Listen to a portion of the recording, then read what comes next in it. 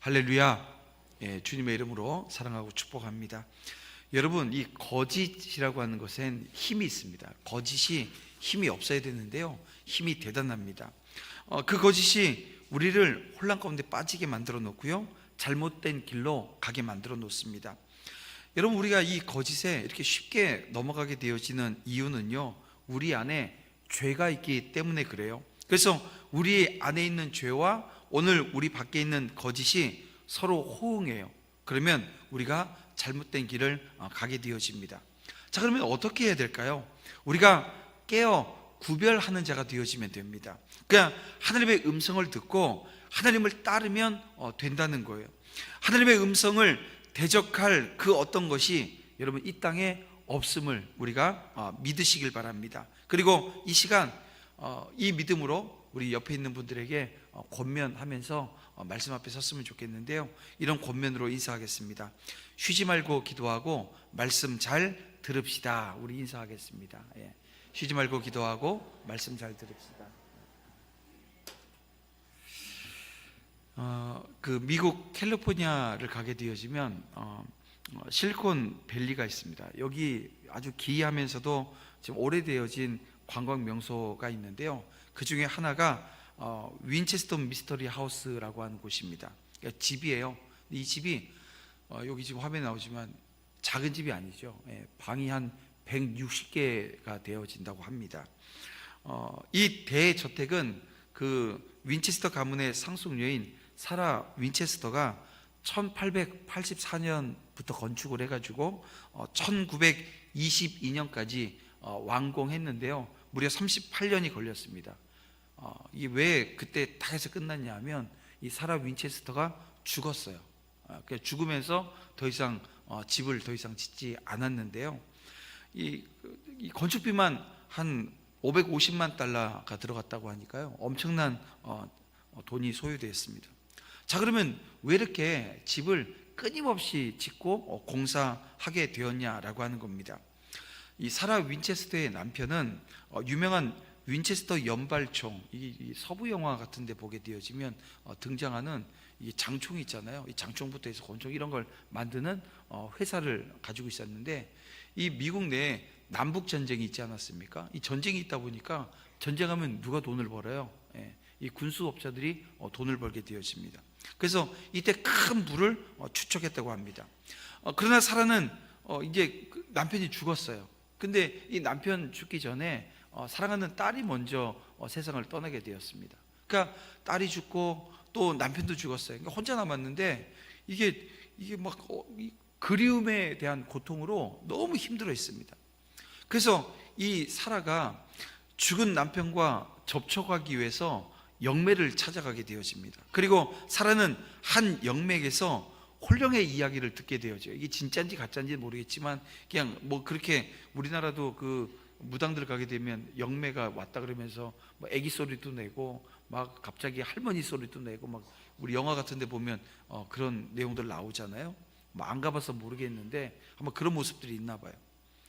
근데 이 윈체스터 이 시에서 이 윈체스터 그 회사에서 제작되어진 이 무기에서 죽은 사람들의 홀령이 이 윈체스터 가문에 저주를 걸었다라고 하는 얘기를 듣게 되어집니다. 그리고 서쪽으로 이주해서 커다란 집을 지어야만 그 저주에서 풀려날 수 있다라고 하는 얘기를 들어요. 그래서 이게 큰 돈의 상속녀였으니까요, 이거 그 돈으로 이제 집을 짓기 시작하는 거예요. 근데 지금 이 집을 가서 구경을 하려면 아까도 뭐 사진으로 봤지만 가이드 투어를 해야 된답니다. 가이드가 없으면 안 된대요. 그리고 가이드가 안내해 주는 대로 이 집을 다 돌아보려면 2시간이 걸린대요. 그러니까 작지 않은 시간이 소요되어집니다. 이런 겁니다. 문을 열었는데 벽이에요. 또 계단으로 올라가서 또 이 문을 열었는데 천정입니다. 그러니까 왜 이렇게 만들어놨냐면 홀령이 들어와서 헤매라고, 찾지 못하게 하려고. 그래서 이 저택엔 천광창이, 하늘에 난 창이 52개, 벽난로가 47개, 침실이 40개, 그러니까 방이 160개가 있는데요, 침실이 있는 곳은 40개, 또 계단이 40개, 부엌이 6개, 승강기가 3개, 지하실이 2개, 욕실이 13개, 그리고 샤워장은 하나밖에 없다고 합니다.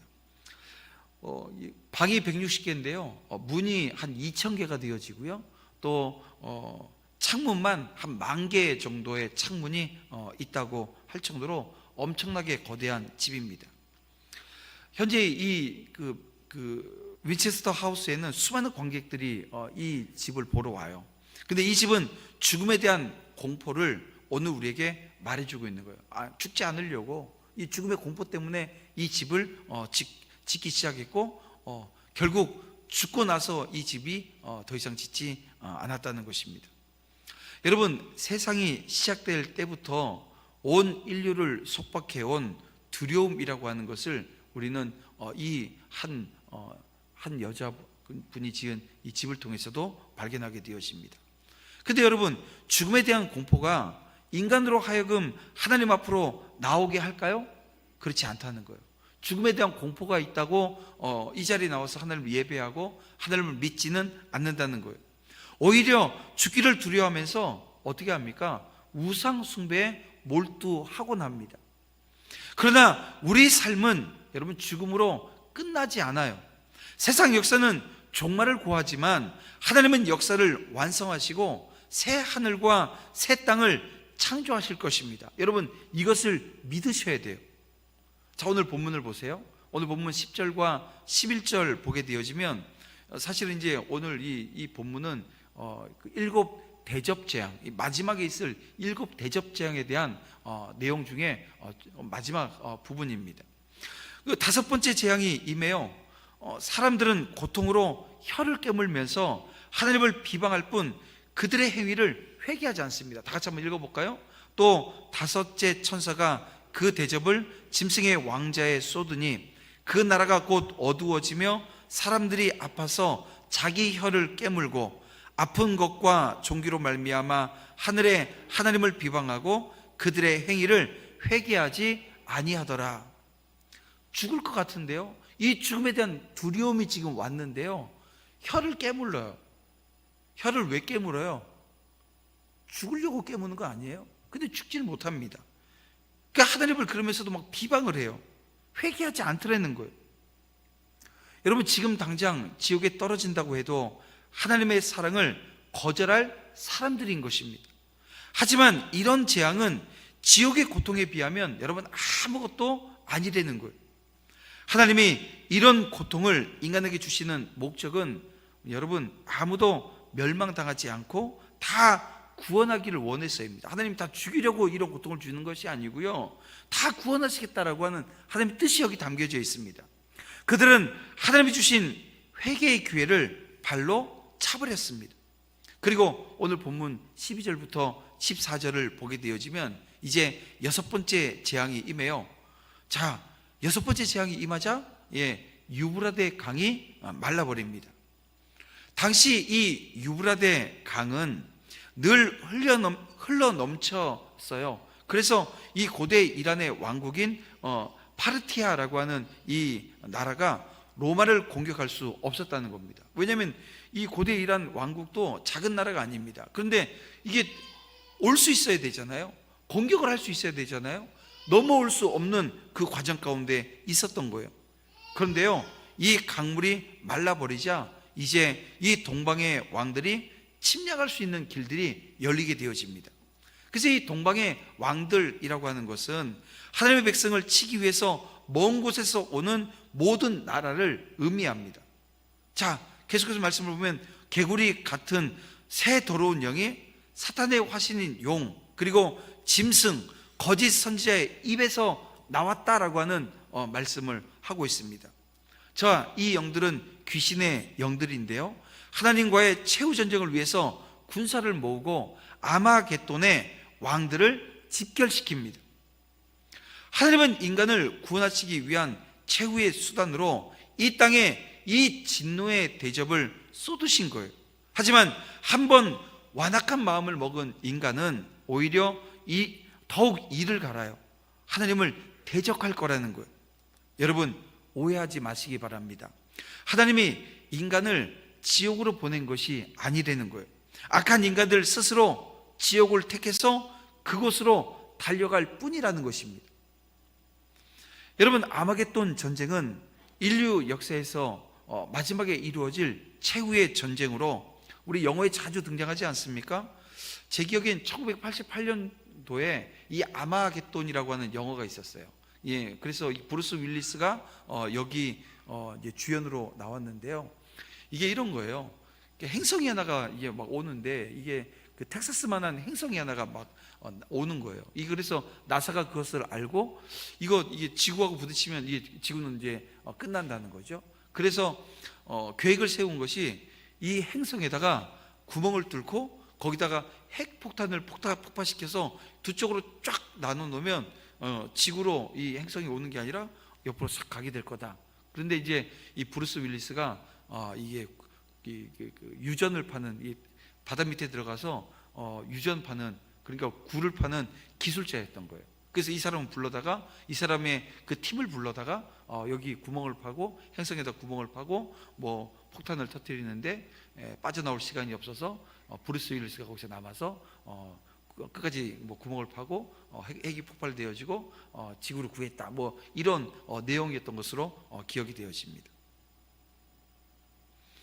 여러분, 모든 나라가 모두 이 대규모 전쟁을 일으킨다라고 하는 내용, 그러니까 지금 오늘 본문에 있는 내용처럼 모든 나라가 전쟁을 일으킨다라고 하는 내용도요, 영화의 그 한 흥미로운 그 모티브가 되어집니다. 그래서 우리 판타지 영화들 보게 되어지면 이게 막 전쟁이 일어나면요, 막 여기 군대 저기 군대 막 모여가지고 한판 딱 붙는데, 그때 구세주가 딱 나타나가지고 뭐 해결하고 뭐 이런 내용들을 우리는 보게 되어집니다. 그러나 여러분, 이 아마겟돈 전쟁의 핵심이 무엇입니까? 이건 지금 뭐 영화 같은 데서 판타지 영화가 됐건 뭐 그런 영화가 되어졌건 어떤 영화가 되어졌건 그게 모티브 하나 가지고 와서 영화 만들어 놓는 건데요. 근데 이 아마겟돈 전쟁의 핵심이 뭐냐라고 하는 거예요. 그것은 하나님을 대적하는 모든 악한 영과 이 열방이 이 백마를 탄 만왕의 왕이신 예수님께 대항하다가 패해서 영원한 심판을 당하게 되어진다라고 하는 것입니다. 그래서 분명한 것은 마지막 날 이 세상의 역사는 결국 아마겟돈 전쟁으로 끝날 거라는 거예요. 그날이 되어지면 마귀는 여러분 최후의 결전을 준비하겠죠. 이를 통해서 우리는 세상 역사가 결국 어떻게 종말을 고하게 되는지 분명하게 보게 될 거라는 것입니다. 여러분, 이 세상에는 인본주의자들이 주장하는 것처럼 장밋빛 미래가 보장되어 있지 않습니다. 과학 문명과 사회복지가 아무리 발달한다고 해도 결국 여러분, 인간의 미래는 전쟁으로 끝맺게 될 거라고 하는 것이 성경의 말씀이고 하나님의 계획인 거예요. 그것은 하나님과 이 사단의 마지막 결전이 될 것입니다. 여러분, 우리가 이 싸움에서 승리할 수 있는 길은 오직 한 가지입니다.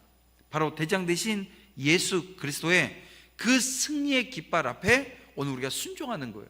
그러니까 깃발은 먼저 꽂혀져 있는 것이고요, 이 깃발이 예수 그리스도를 상징해요. 이 깃발 아래 오늘 우리가 모여서 그 깃발을 들고 계시는 예수 그리스도께 순종하면 되어지는 거예요. 마지막 때를 살아가는 오늘 우리는 기도를 통해서 이 마귀의 권세를 피하고 십자가로 승리하게 될 거라는 것입니다.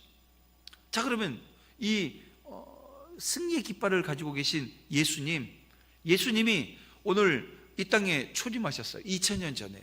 아기 예수님으로요. 아주 비천하고 연약한 모습으로 이 땅에 오셔서, 그리고 가장 비참한 모습으로 이 땅에서 죽으셨어요. 그것도 길게 이 땅에 계시지 않고 33년을 계시면서 또 딱 3년만 사역을 하시고 그렇게 가셨습니다. 근데 그 주님이 그렇게 가시면서, 그리고 다시 부활하셔서 하늘나라로 승천하시면서 우리에게 주신 약속이 뭐냐면 다시 오시겠다는 거예요. 자, 그러면 언제 주님이 다시 오십니까? 자, 오늘 본문 15절 말씀을 보면 주님은 도적같이 오리니 라고 말씀합니다. 도적이 언제 와요? 알질 못하잖아요. 도저히 얘기하고 뭐 이렇게 내가 언제 갈게라고 하면 올 수 있습니까? 벌써 경찰 신고 다 되어지고 다 막고 있는데, 이게 도적이 오는 건요, 우리가 알 수가 없다는 거예요. 언제 오실지 알 수 없다라고 하는 것이 이 지금 도적같이 온다라고 하는 말씀입니다. 그러면 주님이 오실 때까지 우리가 해야 할 일이 뭐냐는 거예요. 여러분, 그것은 다시 15절 말씀을 보면 자기 옷을 지키는 것입니다. 자기 옷을 지키라고 지금 말씀하고 있는 거예요. 여러분, 여기서의 옷은 그리스도께서 십자가에서 흘리신 속죄의 피를 믿음으로 얻게 되어지는 의의 옷입니다. 이 옷은 우리의 죄로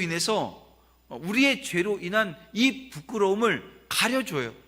이 옷은 하나님의 심판을 면하게 하고 우리를 영원한 하나님의 나라로 들어가게 합니다. 그래서 여러분, 이 옷을 지키는 것, 믿음을 지키는 것이고요, 그 믿음을 지키는 것은 하나님 주신 말씀 앞에 온전히 순종하면서 서 있는 그 모습을 이야기하는 것입니다. 그런데 이 이후에 보니까 재앙이 하나 더 남아 있어요. 18절 말씀을 보니까요, 그날이 되어지면 큰 지진이 일어날 거라는 거예요. 그런 지진을 본 적이 없다는 거예요. 지진은 지상의 모든 것을 흔들어 무너뜨리고 사라지게 할 거라는 것입니다. 우상과 사치의 도시는 세 갈래로 갈라져 망할 거라고 말씀하고 있어요. 자, 이 바벨론을 따르는 세속 도시들도 다 무너져 내릴 거라는 것입니다. 우상을 숭배하고 하나님을 대적하는 모든 권세와 세상 영광이 하나님의 이 무서운 심판에 무너질 거라는 거예요. 자, 그래서 21절 말씀을 보게 되어지면 무게가 한 달란트가요 34kg이나 되어집니다. 34kg니까요 이게 작은 게 아니에요. 근데 그게 어떻게 와요? 우박으로 내린다는 거예요. 한 달란트 되어지는 우박, 34kg 되어지는 우박이 내린다는 거예요. 며칠 전에도 부산에서인가 우박이 내렸는데 그 맞으면 큰일 났을 거라는 얘기를 합니다. 왜냐하면 작은 게 하늘에서 떨어지면요 그것도 맞으면 아픈데요, 그리고 그 피해가 작지 않지 않습니까? 그런데 하늘에서 34kg이나 되어지는 우박이 떨어지면요 어떻게 될까요? 다 쪼개지고 다 파멸되어진다는 거예요. 여러분, 성경은 섬 그리고 산 온데 간데 없을 거라고 말씀하는 거예요. 완전한 파멸을 지금 말씀하고 있는 거예요. 자, 그러면 여기서 여러분 한번 생각해 봐야 돼요. 하나님이 이렇게 이 세상을 심판하시는 이유가 어디에 있습니까? 목적이 있을 거 아니에요? 무엇이냐는 거예요. 자, 보면 17절 말씀을 보세요. 성전의 보좌에서 들린 주님의 음성은 이런 겁니다. 되었다라고 하는 음성입니다. 무슨 얘기예요? 다 끝났다라고 하는 말씀이에요. 여러분, 이 말은 파멸을 얘기하는 것이 아니고요, 다 끝났다, 완성을 지금 말씀하고 있는 겁니다.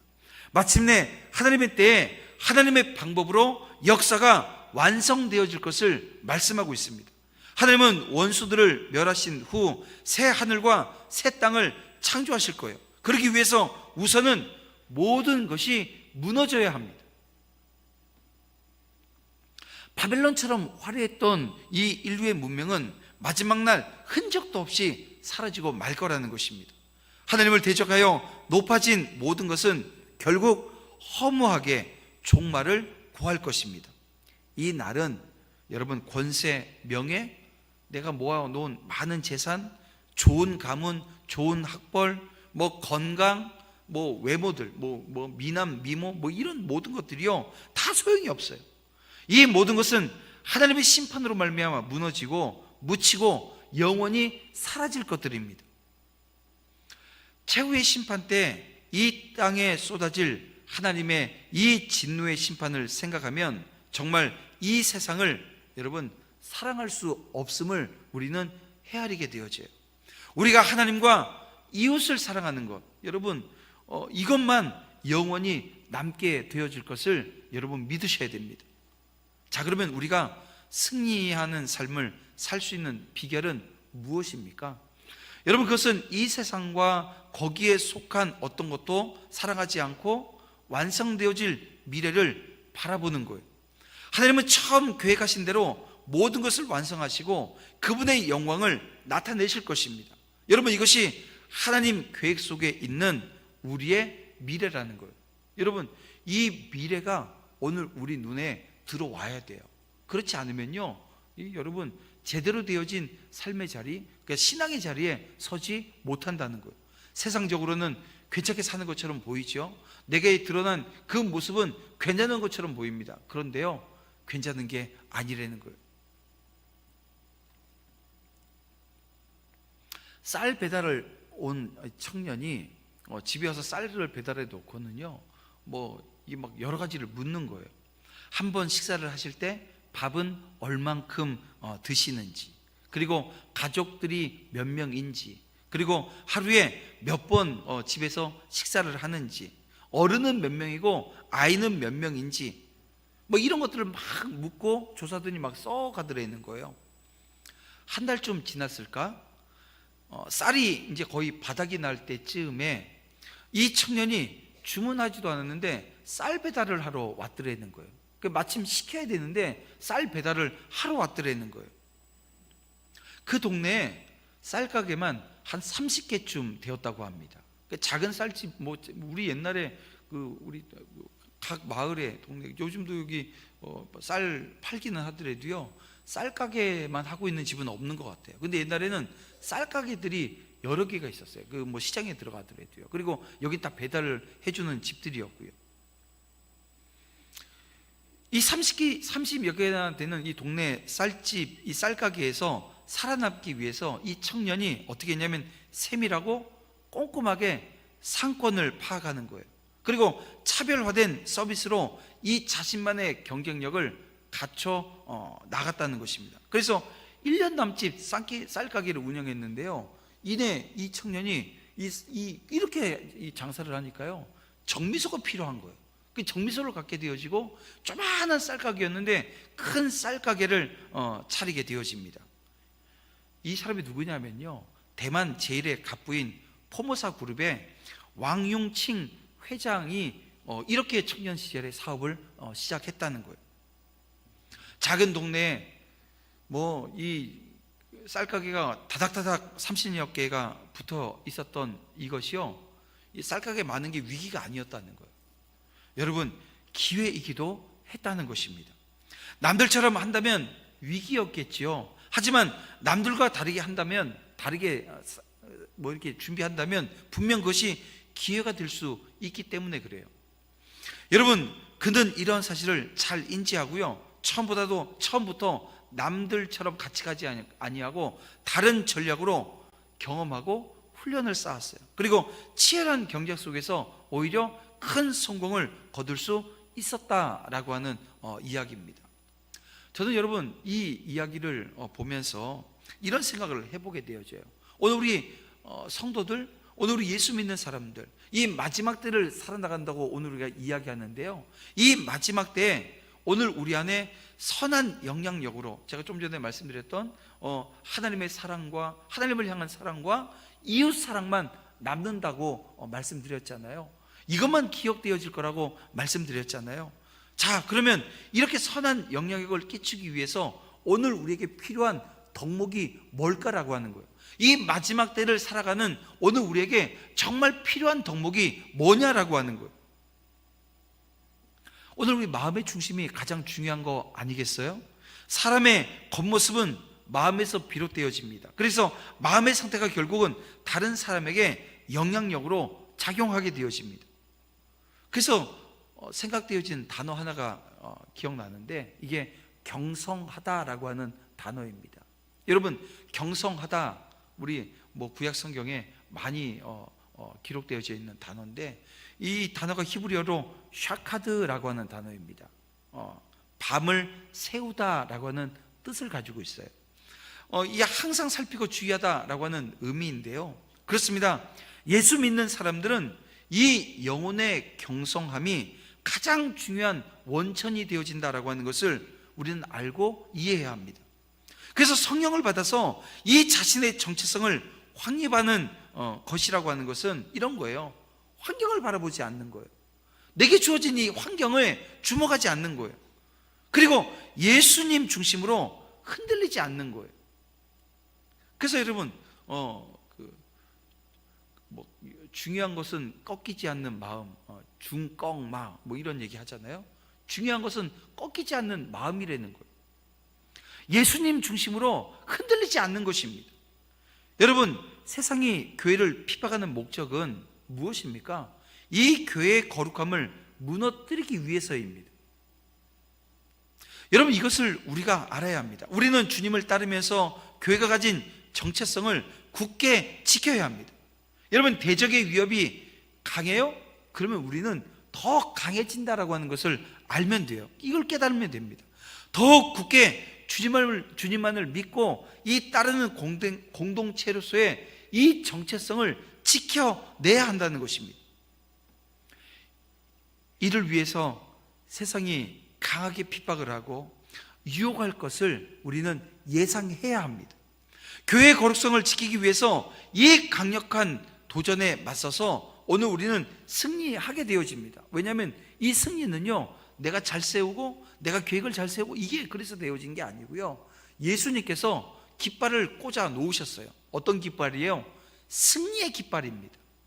그리고 그 승리의 깃발 아래 오늘 우리는 모이면 되어져요. 순종하면 되어져요. 마치 이 구약 이스라엘 백성들이 이 광야에서 불뱀에 물렸어요. 그때 처방이 무엇입니까? 장대에다가 노뱀을 만들어서 그것 쳐다보면 낫는다고 하는데 쳐다봤을까요? 안 쳐다봤을까요? 안 쳐다보는 거예요. 여러분, 200만 명이 그 장대에다 깃발을 올려놓으면 보여요, 안 보여요? 안 보이거든요. 그럼 어떻게 하는 거예요?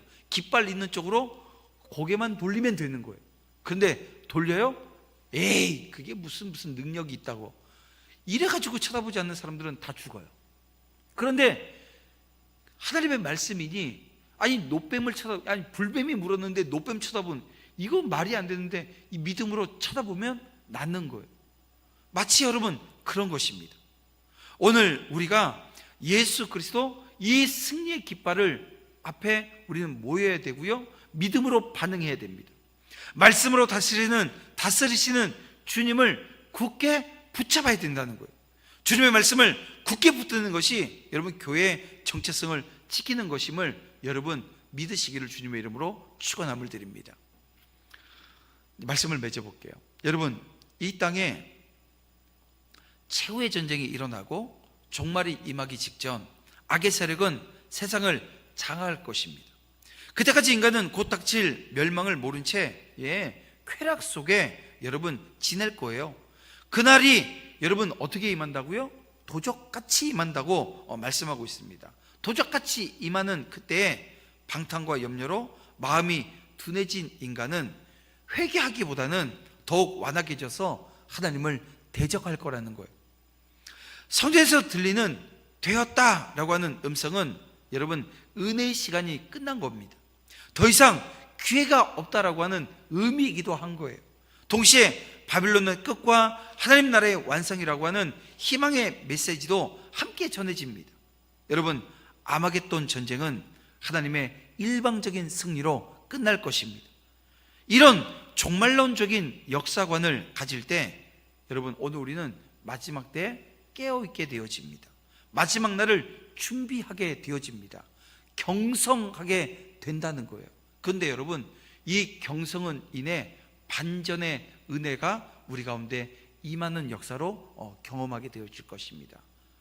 경성에서 나만 구원받고 나만 하늘나라에 들어가는 것이 아니라 나만 예수 그리스도의 은혜 가운데 붙잡혀져서 승리의 자리에 서는 것이 아니라 오늘 우리가 그 경성함이 내게 큰 은혜가 되어져서 그 은혜는 인해 차고 넘쳐요. 흐르는 거예요. 그래서 이 공동체를 통해서 이 지역이 오늘 주님께서 주신 사명의 자리, 온 유대와 사마리아와 땅끝까지 이르러 복음 증거라고 하는 이 사명의 자리에 서게 되는 것입니다. 여러분, 이것이 반전이고 오늘 우리에게 주어진 승리의 자리예요. 여러분, 이 아마겟돈 전쟁이 있을 것을 아는 이 마지막 때가 일곱 번째 이 대접 재앙이 임하게 되어질 것을 알고 있는 저와 여러분에게 하나님께서는 이 시대에 십자가 복음으로 주님이 피 흘리신 그 피를 오늘 우리가 전하라고, 그 거룩한 예수 그리스도의 그 옷을 입고 오늘 우리가 구원의 자리에 서게 되어진 사람들은 그 구원을 전하는 그 사명 감당하는 은혜 주실 것입니다. 그 은혜로 오늘 주어진 삶의 자리에서 십자가로 여러분 세워지는 역사가 있으시기를 주님의 이름으로 축원함을 드립니다.